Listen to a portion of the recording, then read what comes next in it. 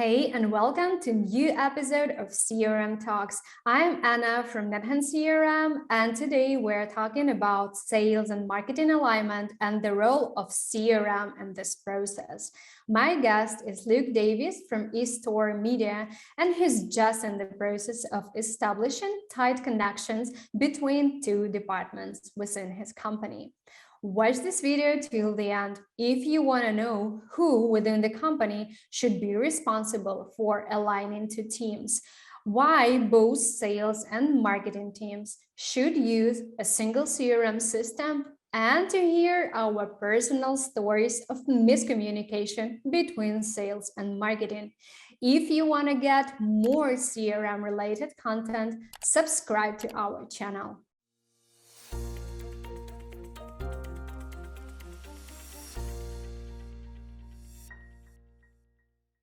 Luke, hey, how are you? Good. Thanks for inviting me, Anna. Nice to be here, so near to Christmas. Good to have time for this. Yep. Yeah, thanks so much for tuning in.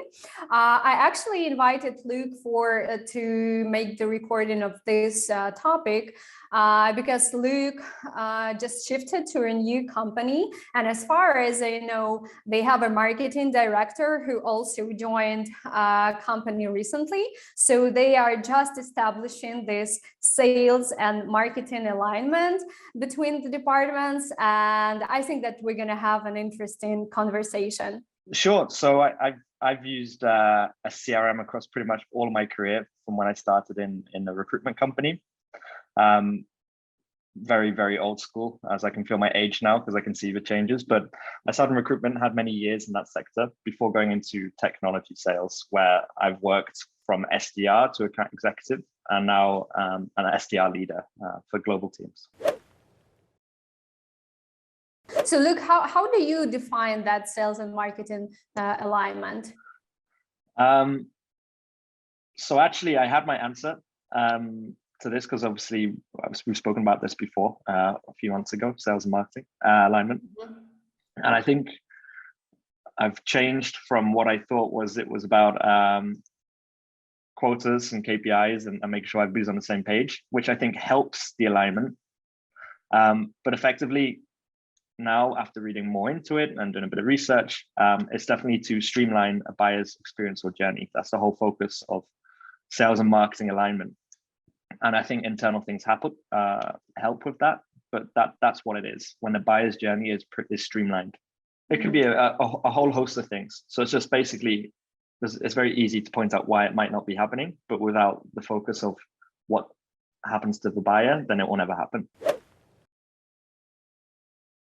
And Luke, do you have like some personal stories that happened to you, like in terms of misalignment? Many. I think usually it comes from experimentation, which is good as well. And I think when the experimentation or an idea or initiative hasn't really been put through the whole organization, so maybe there's some people with a little bit more, I say, skin in the game for a certain initiative to work, and then maybe other parts of the business they don't really care if that works. I think that's when that misalignment can come for the buyer, right? So I've experienced it, and I don't want to put specific examples because it's been a few times. Yeah. But when there's been a certain promise on the website and then a certain campaign pushing to the website, and then nobody knowing how that will actually be dealt with, or even if it's possible. And then my SDR team having to come up with an answer to these customers saying, I want this ROI report, or I want this certain thing that you say that you could give us. And that's when it costs me, right? Because then you could potentially burn pipeline that you have. It depends on the size of companies. But if you're in an enterprise space, that can be very dangerous to burn 2 or 3 leads that you really need to speak to. If it's high volume, maybe it doesn't matter so much. And I guess it's that mixture between how many prospects you can actually have. And those experiments are very fine to kind of do if you have a huge ICP. Mm-hmm. If you've got a very defined ICP, it's quite dangerous. And I think that's why the misalignment will come from and be more obvious for sure. Yeah. Yeah, like it also impacts your reputation, like as a business, and trustworthiness, because like, yeah, like over promising is not always good. I mean, imagine the idea that you click on a website and go, you know what, I would really like to have that type of report. You fill your details in, and the first thing that happens is that it's pushed as a lead to a salesperson that you didn't really want to speak to. You just wanted to receive a certain thing that you've asked for on a website. And then you have to speak to a salesperson who automatically doesn't really understand the context, and they try to qualify you as a lead or prospect. That's a horrible experience, and it happens a lot. Like I've done it myself. I download plenty of ebooks and things, and then somewhere it hasn't been spoken about how to deal with that. I mean, I've downloaded just content that's like thought leadership from companies, and they've tried to sell me a tool, and I was like, I don't know what you do. I just downloaded it. So. Yeah. Let's talk now a bit about how like sales and marketing teams at eStoreMedia work together now. Most of the articles that I've checked about alignment, they say like, you just need to hang out together. You need to go to the bar together. But like, I'm not sure that going to bars together won't help you like to really have a good communication about some processes and like things that really matter. Like you can, of course, get to know people better on a personal level, but it doesn't necessarily mean that it will like positively influence like business outcomes and like you'll skyrocket. I mean, maybe. I mean, I think my colleague in marketing would disagree and would like to go to the pub with me. But no, I with certain things, obviously, like I don't think it's about just a personal relationship, is it? Obviously, it helps if it helps you listen to people. But so in eStoreMedia, as you know, I'm super new in the company, and so is our marketing director. He started literally the same day as me. So we're both very new, and in terms of like the proper structure to how we're moving forward with making it work and between sales and marketing, we don't have one. What we are doing is being very hands-on with everything that each of us are doing. So I invite him to every team weekly. We have regular catch-ups ourselves. I mean, we Slack each other daily to say, what did you think of this? What did you think of this thing? So we're both kind of on the same page with that, which is a beautiful thing. Now meetings, because we're trying to put the structure together, which might help us, to be honest, that we're both new and both have to create a certain amount of pipeline, is that we're analyzing everything as if it's new. So the fact that we're doing it together, I'm probably more marketing now. I don't know what I'm talking about sales. So you'll be soon, like people start from this thing and they move on the marketing side. It makes me feel so ill. No, I'm joking. It's great. So, marketing's great, of course.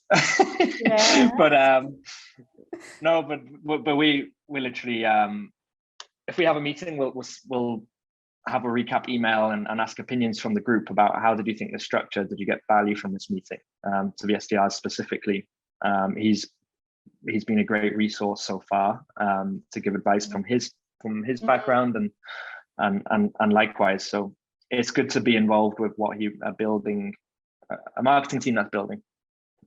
But there's no strong structure quite yet. But I've been fortunate in the companies where we have been quite close.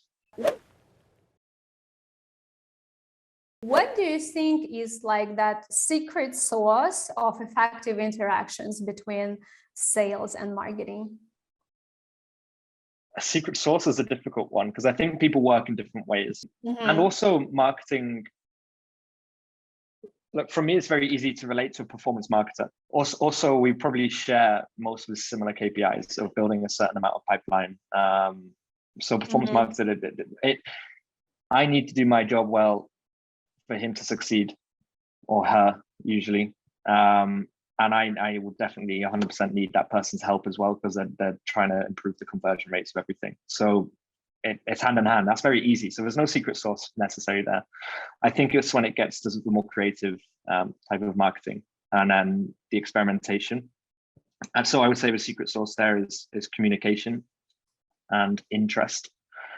I think if somebody's not interested in marketing from especially my role, or even like sales director, chief revenue officer, if they're not that interested, they're just like, whatever that is, if it helps, perfect, and try to put a number on everything and don't communicate, then they're not going to understand some of the stuff that's being done. So the secret sauce is definitely communication at a high level. But then the question arises, who should ask that question? Like, who should be responsible for sales and marketing alignment within the companies? Everybody. Yeah, but everybody. But everybody. But who should initiate? I don't know, like the first conversation. When I say everybody, I think anybody who's in sales and marketing leadership should automatically think that way now. Yeah. I don't think it'll be crazy if not.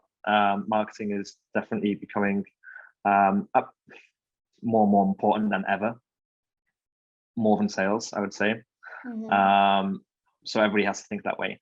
If that's not happening, CEO's fault, or CFO or CRO, any of the top 3 C-levels. It's in the chief financial officer's best interest that sales and marketing speak, because now you need lots of tech stack is quite an important part of a sales and marketing team these days.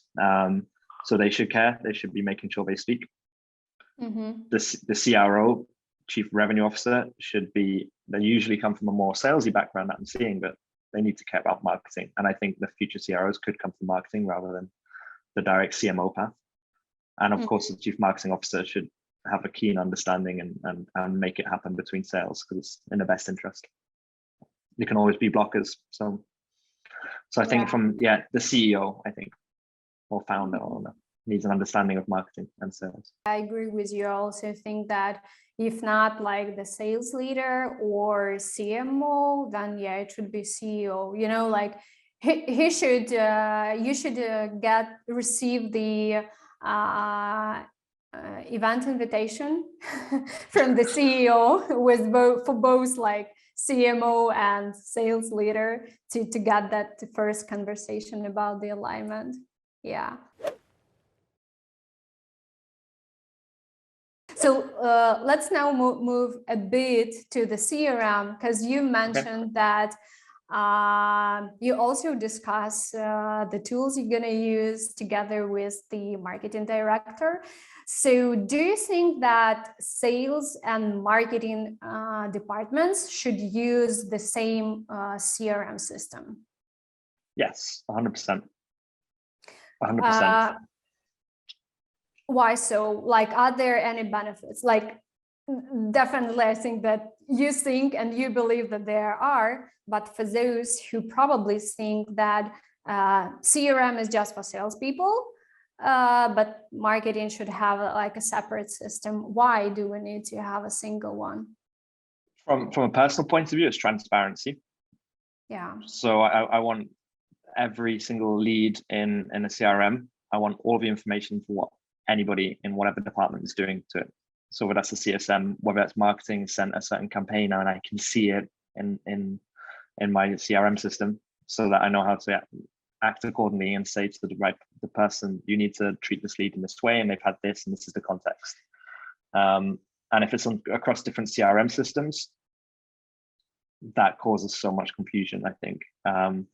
The typical person's not going to want to go into 2 or 3 different tools, especially if they have to already just to do their own job. With sales enablement tools, acceleration tools that people have, and then maybe you need a data tool. You're clicking into many different websites if it's not all integrated perfectly well, and if you've got different CRMs on top of that, that's a nightmare. Like, what is the source of information? What is the true source? You can't get it. So I think that's it. Then, if that's for me, and then let's think about I think I mentioned the CFO before. Well, I think they care about paying for multiple tools, and I think it's more vital than ever that more stuff is in one. I think that's where things are going with CRM systems and most things. I see them buying different companies and putting it into one. It's just a better package, because people have decisions whether to, a lot of the time, do we have to cut something? well, if everything is in one CRM, then no, this is it. We've got everything. It's perfect. We once wanted to experiment with having different tool for email marketing, with like different from the CRM, because like at NetHunt CRM we have like good email marketing functionality, but like we wanted to experiment because, you know, we're always telling like this is very uncomfortable because we have again different sources of truth. But we wanted like to experiment, and it was like the nightmare because you have to always like export and then import the database. You don't have like the whole history about the lead in a single like system. You have to manually like match all the data. Yeah, but with like sales and marketing processes, everything is much more complex than like just email marketing. So yeah, that's true. And like, do you look into some CRM stats during the meetings, like with between sales and marketing? Interesting. I always have done, of course, looked at conversion rates from different campaigns with the marketing team, if we had lots. Right now, no. But it will happen. Yeah. We still have the conversion rates. It's some of the stuff we bought is new, and we don't have all the reports and things. But yeah, I would say I hope that happens. Look, do you think that there is something in your current like company that you can improve between the sales and marketing? I think it will always be that case that something could be improved. If we look at you know, how it's going for the buyer. I don't think anybody has it completely perfect. Otherwise, we would never need the sales team. So that's always something to work on, right? And I think when it is perfect and everything is everybody hits quota consistently, I think that's when you should look at raising pricing. So, yeah. So 100%, and we should definitely keep striving to improve everything about it. Luke, thank you so much for this conversation. It was like really, yeah, it was very interesting for me. But that's not all, because we have a tradition in our CRM talk and our guest. Okay. We ask our current guest to ask our future guest a question without knowing who it's gonna be. So like, think a bit and ask the question to our future guest. By the way, I know the person. You know the person? You can't tell me the person. I know the person. I know the person, but I won't tell you. Okay. So let's make it CRM related. I think that's fair. Yeah, that'd be helpful. What percentage do you think, or does this person think, of the information in your CRM is correct? Good question. You like it? Yeah, I like it, and I'm sure that our guest will answer this question. Yeah, really good. So I'll send you the link when the next episode will be live, and you'll hear the answer. Sorry to whoever that was. Yeah, Luke, thank you again for tuning in. It was much pleasure for me talking to you.